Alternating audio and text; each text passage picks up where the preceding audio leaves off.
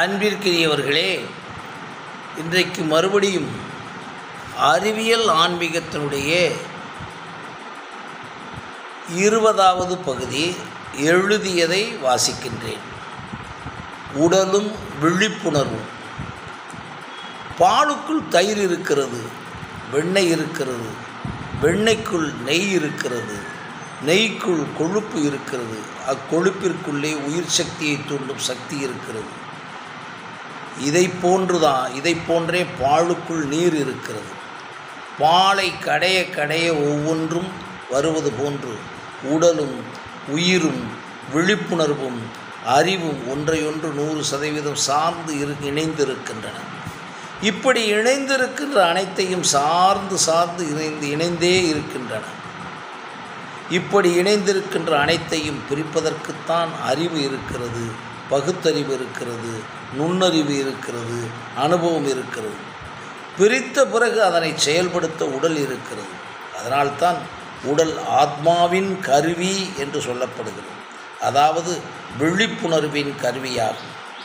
அப்படிப்பட்ட விழிப்புணர்வை உணர்ந்தவுடன் உடல் முழுவதும் நிச்சயமாக இதுவரை உடல் உணராத ஒரு உணர்வு ஏற்படும். அந்த உணர்வுதான் பேரின்பம் என்று கருதப்படுகிறது.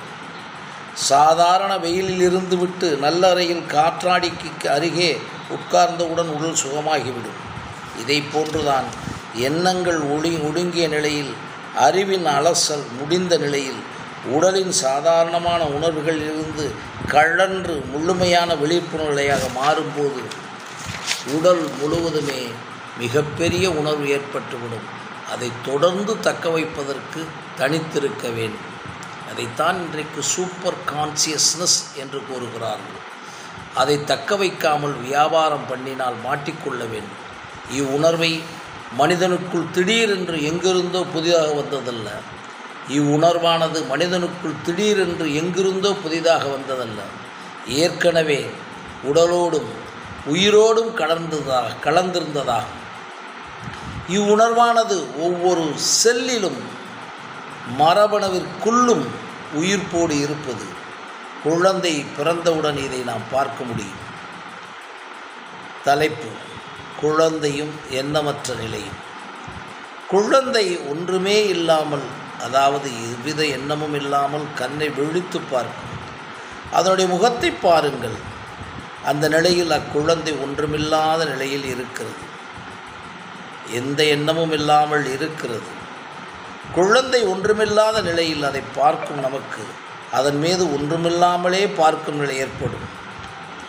இந்நிலை போன்று நமது எண்ணங்களும் அறிவும் பொதிந்துள்ள நிலையில் அவைகள் அனைத்தையும் விலக்கி விட்டு ஒன்றுமே இல்லாமல் இருந்தால் அந்நிலையில் உள்ளிருக்கும் உணர்வு எழும். அவ்வுணர்வே உண்மையான விழிப்புணர்வு என்று கருதப்படுகிறது. அதாவது நமது உடலுக்குள்ளே புதுமையாக உயிர்ப்பிக்கும் நிலை இதுவாகும். இந்த நிலை எப்படிப்பட்ட பயிற்சிகள் செய்தாலும் சில மணித்துளிகள் மட்டுமே நிற்கும், நிரந்தரமாக நிற்காது. அதனால்தான் எல்லாமே ஒன்றுமில்லை, உலகம் மாயையானது என்ற எண்ணத்தை இடைவிடாமல் புகுத்தி கொண்டே இருந்தால் விழிப்புணர்வு உயர்ந்து கொண்டே இருக்கும்.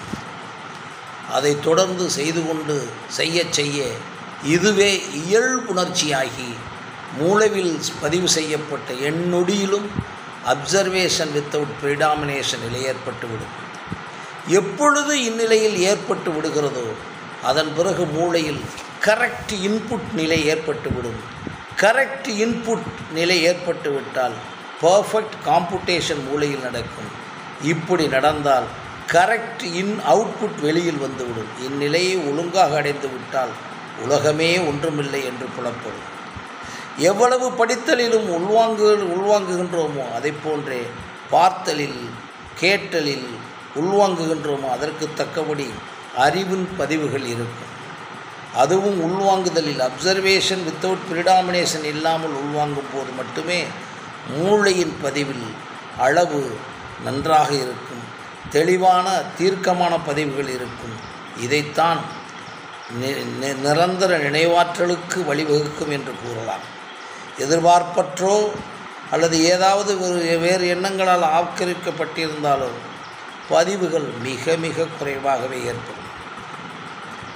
தலைப்பு அறிவின் தாக்கமும் விரிவாக்கமும். அறிவின் தாக்கங்கள் மூளையில் பதிந்திருந்தாலும் அது பற்றிய இன்னொரு தொடர்பு கிடைக்கும் போதுதான் பதிந்த அறிவின் வெளிப்பாடானது அது சம்பந்தப்பட்ட பதிவுகளோடு மரபணு இணைப்பும் கலந்தே வெளிவரும். ஒவ்வொரு வெளிப்பாட்டையும் மிகவும் உற்று கவனிக்கும் போதுதான் அறிவின் தாக்கத்தை உணர முடியும். அறிவின் தாக்கம் இருக்கும் வரை அதனுடைய பல்முனை விரிவாக்கம் மேனிஃபெஸ்டேஷன் இருந்து கொண்டே தான் இருக்கும். அறிவின் பல்முனை விரிவாக்கமானது அது பற்றிய புதிய தேடலையும் தொடர்புனையும் உருவாக்கி கொண்டே தான் இருக்கும்.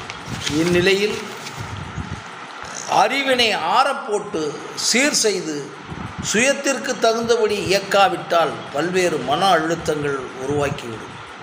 உனக்குள்ளே சக்தி இருக்கு, உசிப்பிட வழிபாரு, யூ ஹவ் அன்லிமிட்டெட் எனர்ஜி, உன்னை அறிந்தால் உலகத்தில் போராடலாம், இருக்கும் இடத்தை விட்டு இல்லாத இடம் தேடி எங்கெங்கோ அழைகிறாய் ஞானத்தங்கமே, முன்னால் முடியும் தம்பி, முடியாது ஒன்றுமில்லை. இப்படி எத்தனையோ மொழிகள் உள்ளன.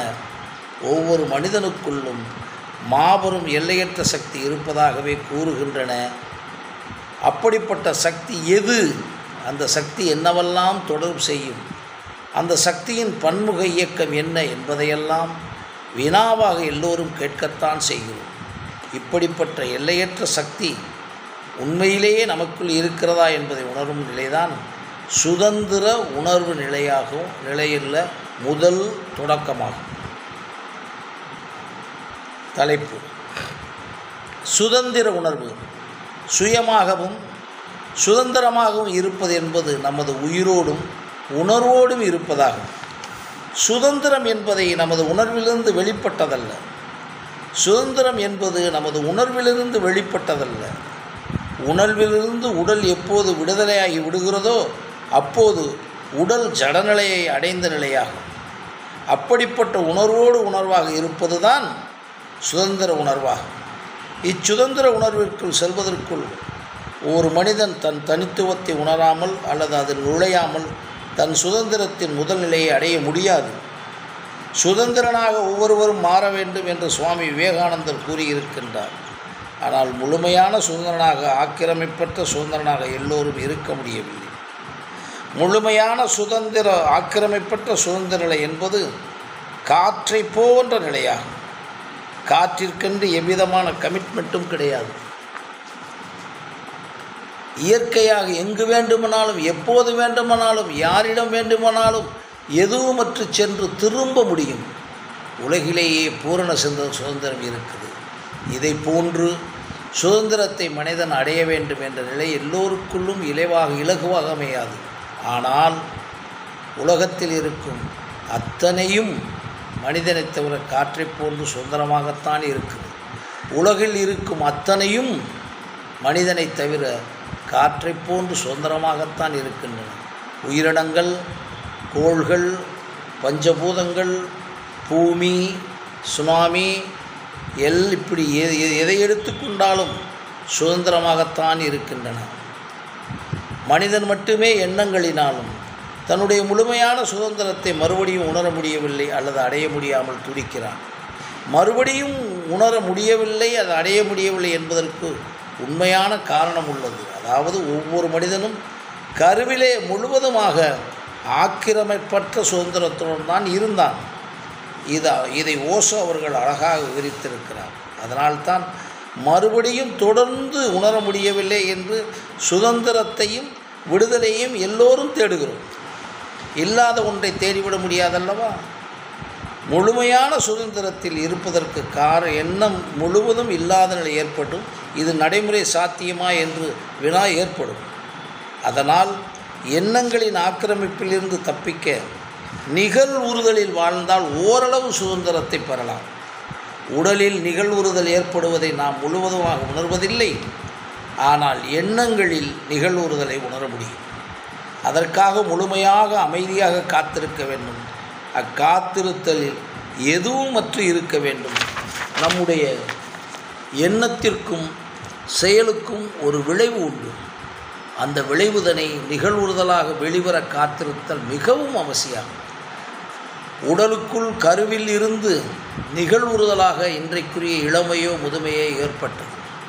அதை போன்றுதான் ஒவ்வொரு செயலின் விளைவிற்குரிய நிகழ்வுறுதலுக்கு காத்திருக்க வேண்டும்.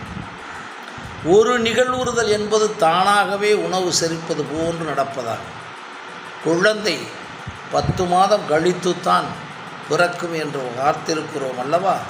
அதை போல்தான் ஒவ்வொரு செயலுக்குரிய விளைவுதனை நிகழ்வுறுதலுக்கு காத்திருத்தலாகும். நிகழ்வுறுதலுக்கு காத்திருந்து பழகிவிட்டோமானால் சுதந்திரத்தின் உரிமையில் பங்கேற்றுவிட முடியும். இதற்கிடையே சூழல்களினால் நிகழ்வுறுதலுக்கு காத்திருக்க முடியாத நிலை ஏற்பட்டுவிடும் நிலையில் நிச்சயமாக சுதந்திரமாக இருக்க முடியாது. இச்சுதந்திரம் பறிபோகும் நிலையில்தான் மன அழுத்தம், மன இறுக்கம் ஏற்படும். இம்மன அழுத்தம்தான் இன்றைக்கு இருக்கும் அத்தனை பிரச்சனைகளுக்கும் ஏதாவது ஒரு புள்ளியில் முக்கிய காரணமாகிவிடும்.